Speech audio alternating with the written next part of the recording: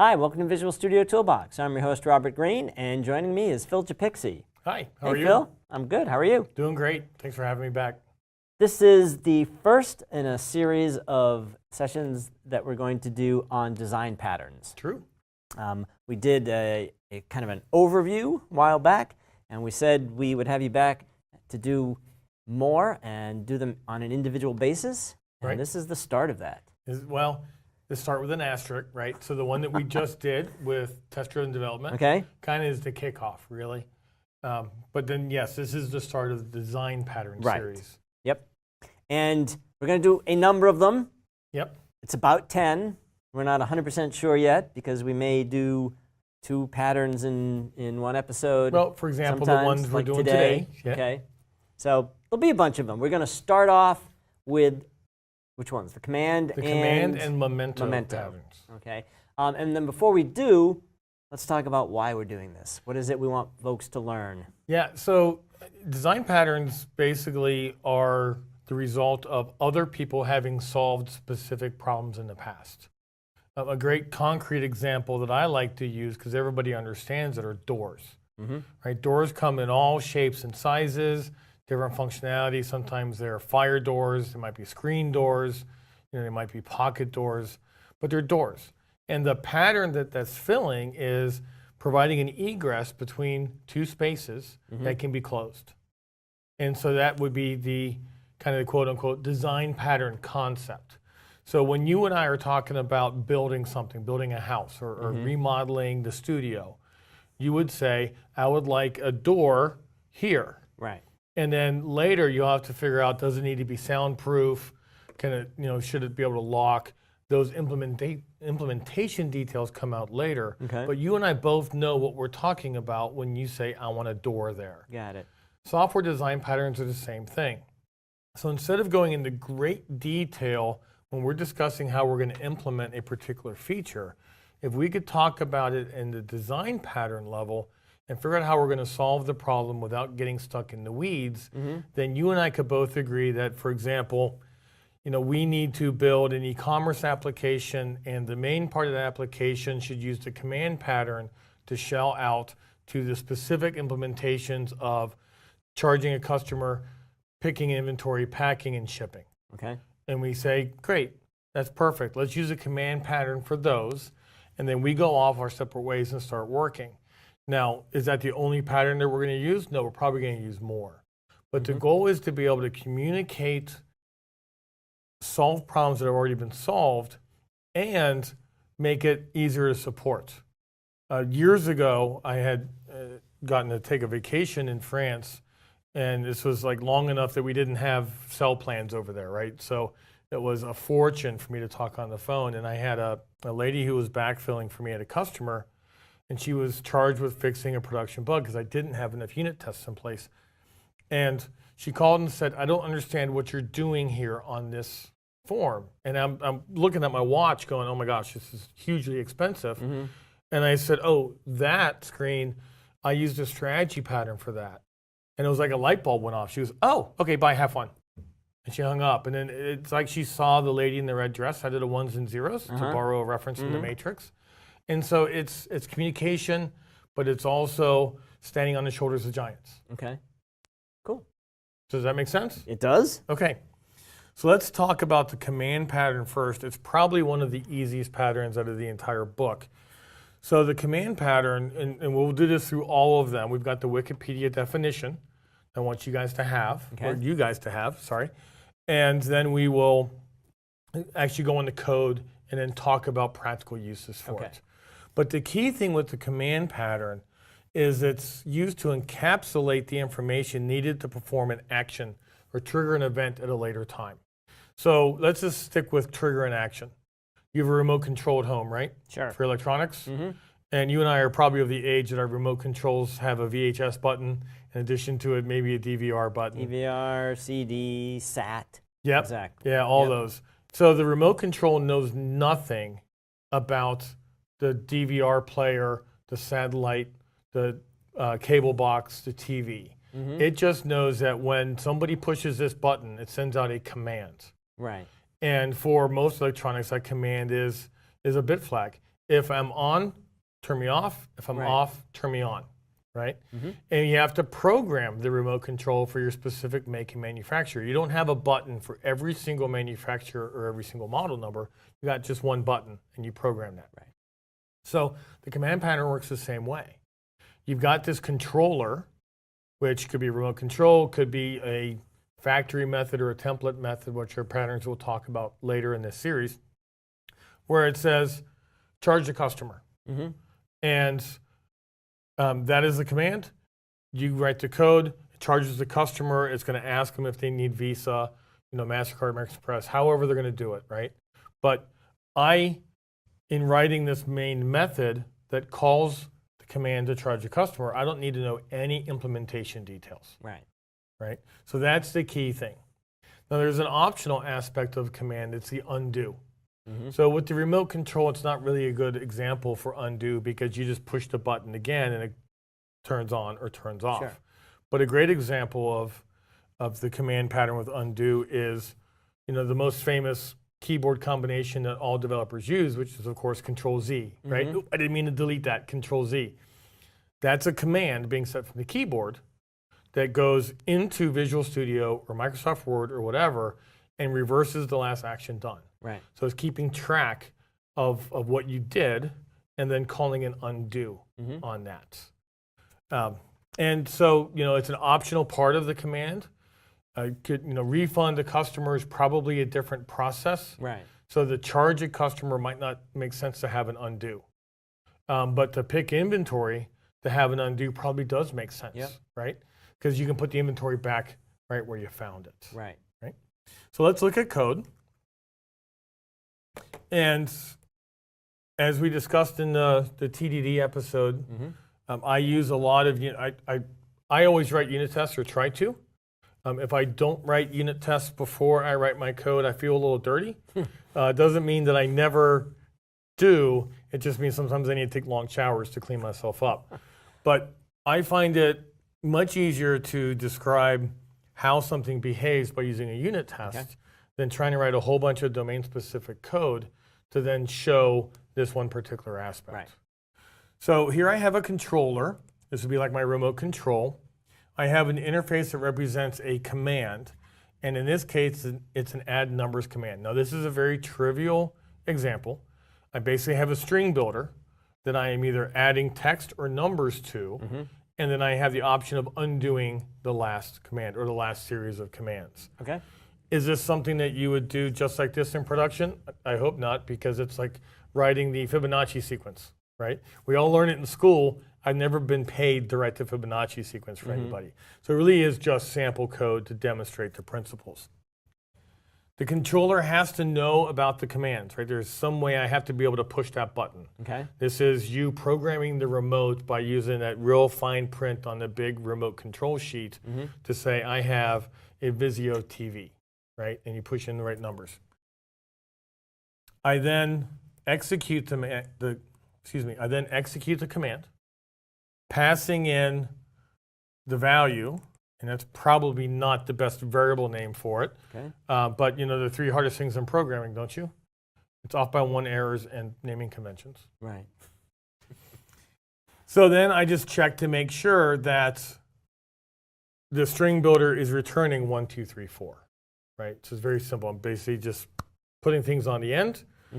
But let's say I want to undo that. And we'll look at the code and how all this works shortly. So we want to undo. Same thing. Now, before we move to undo, yep. where's the command pattern in that? Oh, good point. I was going to show you to undo, then we were going to go into it, but you're probably right. This is a better order. So I have a base command which implements the I command. Now, I do have comments in here all over the place. It's bad form to have more than one object in a file, but for teaching, it just makes it easier so it won't bounce back and forth. So my IApp command, and I just made up that name because I command is actually taken by WPF. I have an execute and unexecute. And the execute takes in string, this is what we're adding. And unexecute doesn't take a parameter because it's just saying unwind the last thing I did. right? If I had to pass in a parameter, it would be like Control Z requiring me to type in what I wanted to undo Right. in order to undo it. So I have a base command, and the reason I have a base command, again for my silly example, is to keep track of the string builder. Okay. And then I just make the execute and unexecute abstract. So my specific implementations of the commands have to implement them.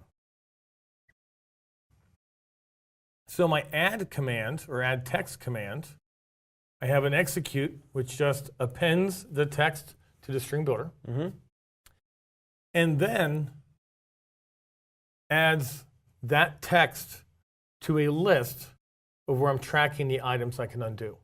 It's the same as in Visual Studio. You have 20, by default, I believe it's 20 undo operations you can do. Right. You can change that buffer, then it uses more memory, things like that.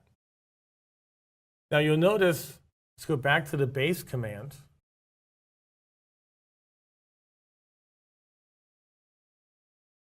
Because I am keeping track in the base command, but not like a static command, the undo only works at that particular command level.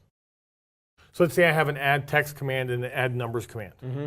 And I add text, and I add text, and I add numbers, and I add text. Then I want to undo the add numbers. Yep. Well, guess what? There's a bug in my program, because it's going to undo the last operation, which was the add text. Then when we talk about Memento next in this episode, we'll talk about where we can restore state to a previous point in time. Okay. Right? So we have to unwind the stack in this style of implementation one at a time. We can't jump to a previous point in time. Okay. Does that make sense? Sure. Okay. So here we have added a value to the string builder. We've popped that string onto the stack of undo operations. Right. So now if you go back to the code, Which the code? original that code there, Yep. the fact that you are calling controller.add command is that the command pattern. Because you don't, this code doesn't know the implementation of what you're doing. So Yes? the Execute, there it is. The execute is the execute implementation does. of the Okay. command pattern. Got it. What this is doing, this is that's you just programming right. your Okay. remote Got control for your Vizio Yep. TV. Right. So the execute. So the fact that you have encapsulated this, you've taken that code out of this method and put it into a Well, class. I've completely encapsulated all of it, right? So Yep. the controller doesn't know about the string builder. Right. I could be adding stuff to a file. I could be pushing stuff into Right. a database, any number of implementation Yep. details. In this code, you've told your assistant to execute. This is basically the equivalent of having staff, Yes. right? Yep. Go do something. Go execute. Go do something. I don't need to know how you do it. Get it Just done. go do it, get it done, and I may want to know what the results were. Did it succeed? Did it fail? Or, go do something, tell me the results, but I don't need to know how. Right. That's the command pattern Exactly. in a nutshell. Yes. Okay. And this code here, that is just picking which button to push Right. on the controller. Yep. Now, you might also want to tell your staff, I told you prematurely to do that thing. Can you go undo it? Right. Right?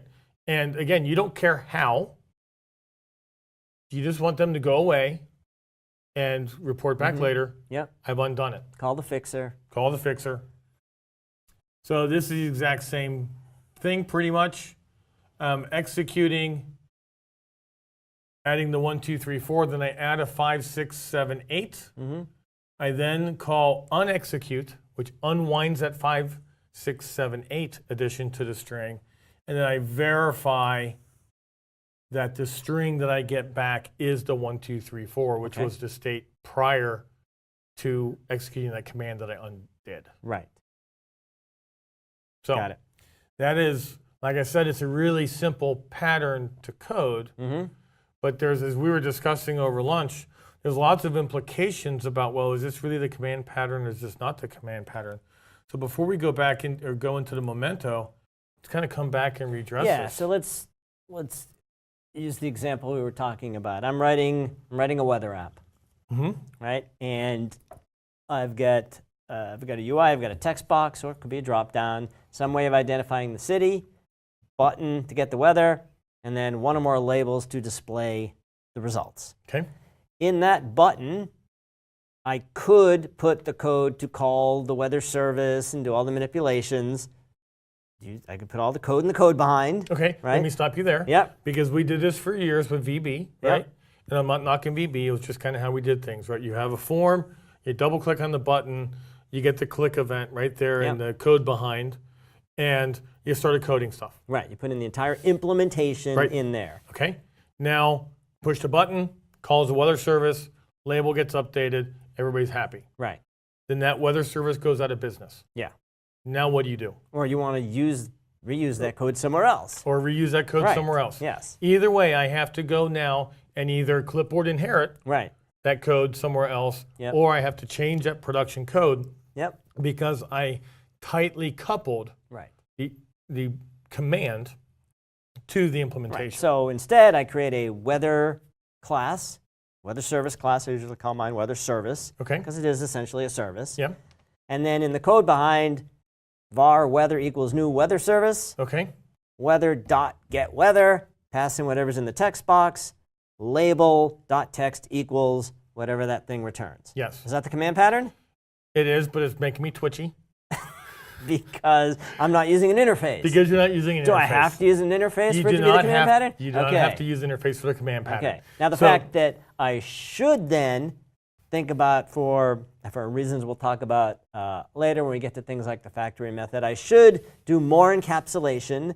What happens if the weather service changes, right? What happens if I want to have an online versus offline version for it? There are all kinds of good reasons why I wouldn't stick to that. Well, let me go back to our previous episode. If you say var foo equals new weather service in your button click, how are you going to test that the button is actually calling the weather service? Let's say you're on an airplane and you have no internet connectivity, and you push that button, and the app just hangs. Where's the problem? Right, so then what I'd have to do is I could go into my weather service and have that call an interface, but that's just kind of kicking the can down the road. Or I probably should do that in the button. Or the button talks to an interface. Right.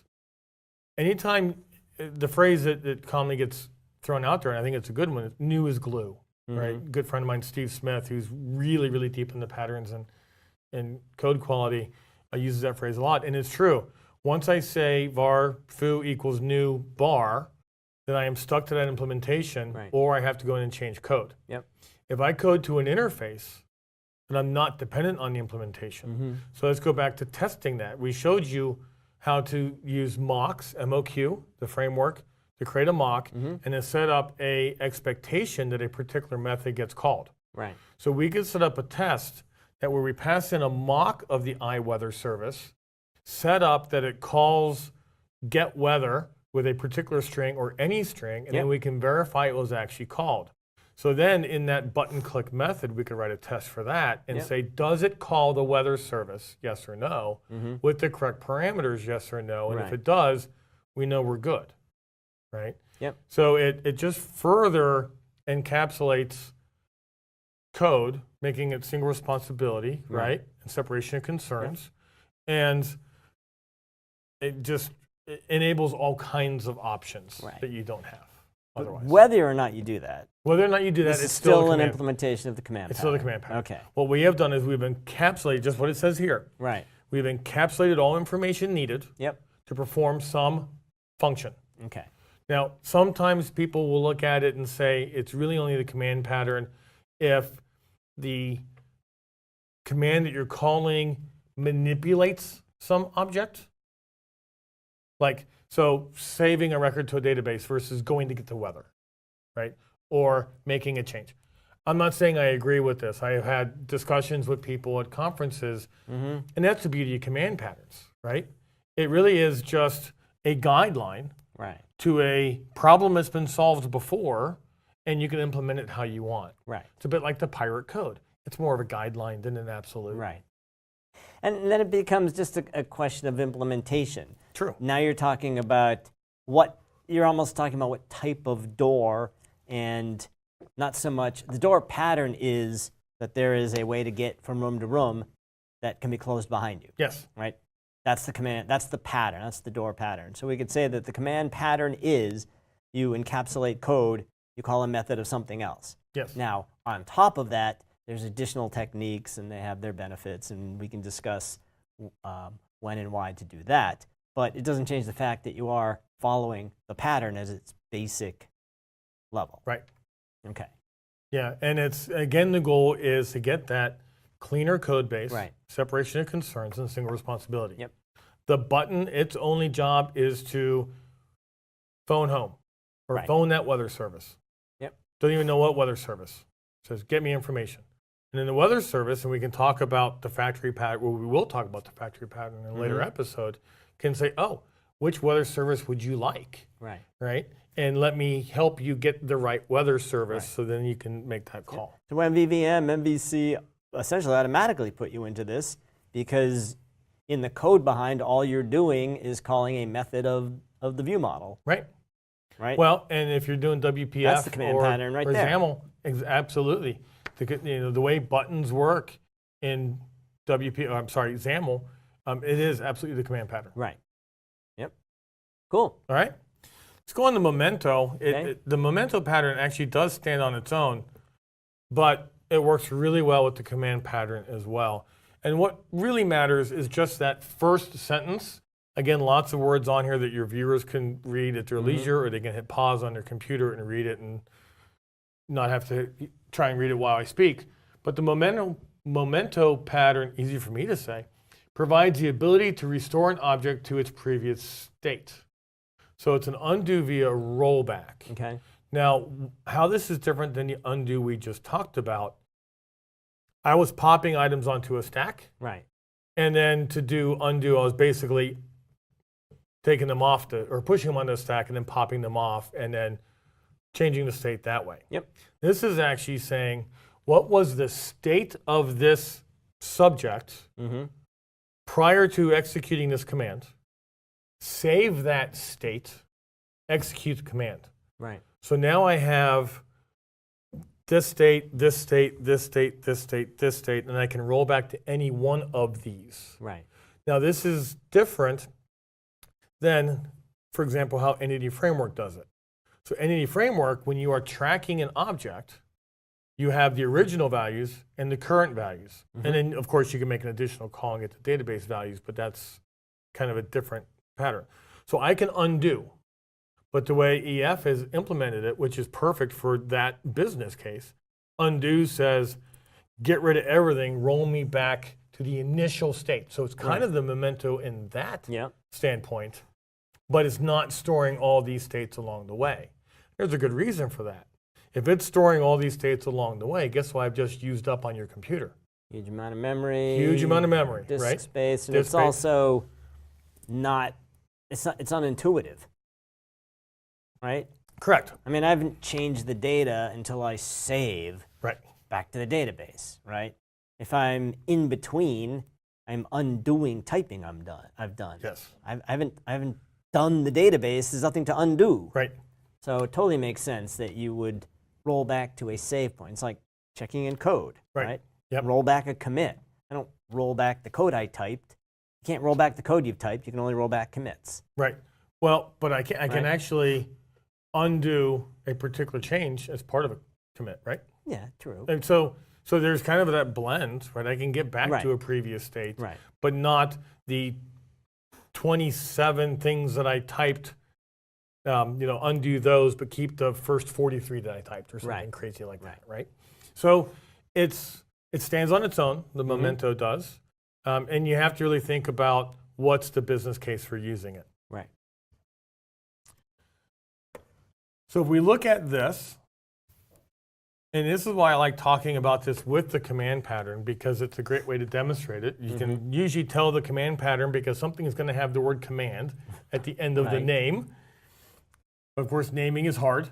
So I have a new customer object, very simple customer, 2 properties, and I have this change customer command, and execute just changes the name. Again, very, very simple example. Probably wouldn't even need a memento or a command to just change the name. I could just change the name, but I wanted to demonstrate the pattern. So then I assert that the name was changed. Yes. But here I want to do a rollback. So here I have the original name is John Doe. On line 29, I create a new customer.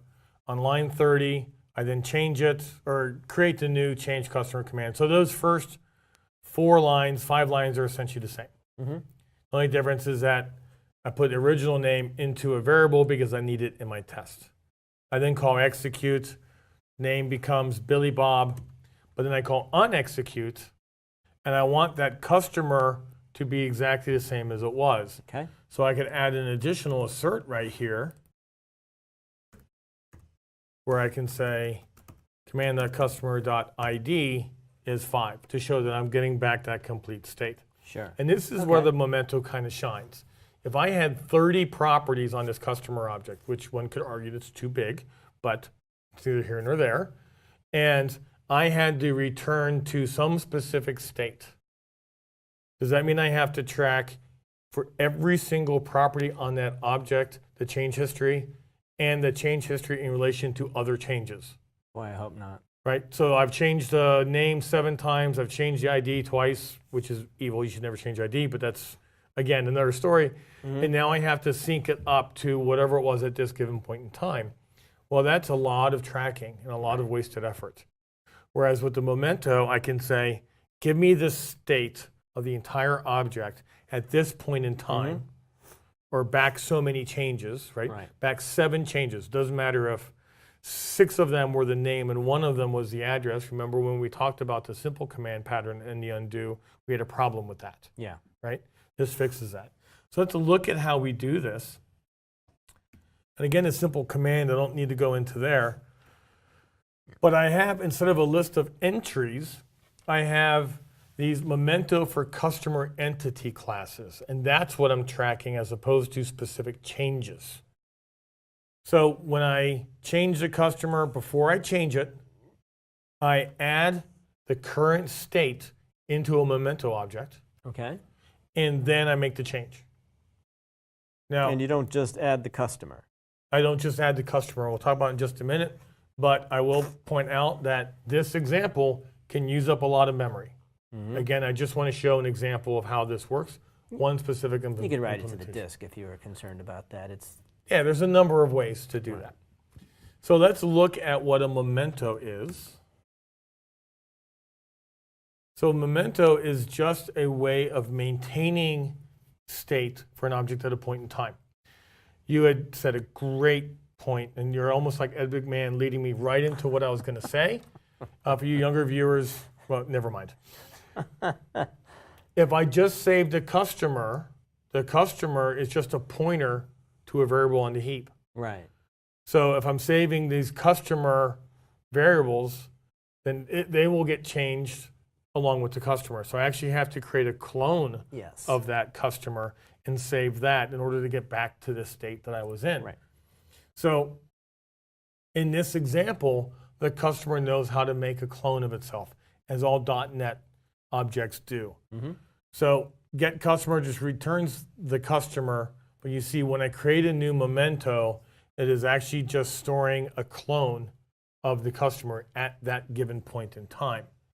And the customer class just returns a member-wise clone to get the clone. Cool. So let's look at the undo and how that works.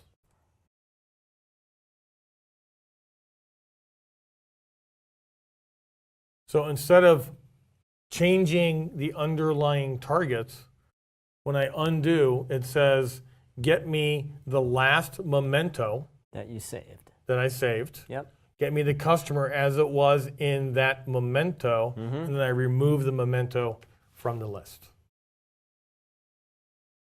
This also gives you the ability to go get the customer as it was before you made changes without necessarily removing it from the Yeah, that's true. stack of You could mementos also if say- that was something you chose to do. Yeah, Right. find at Yep.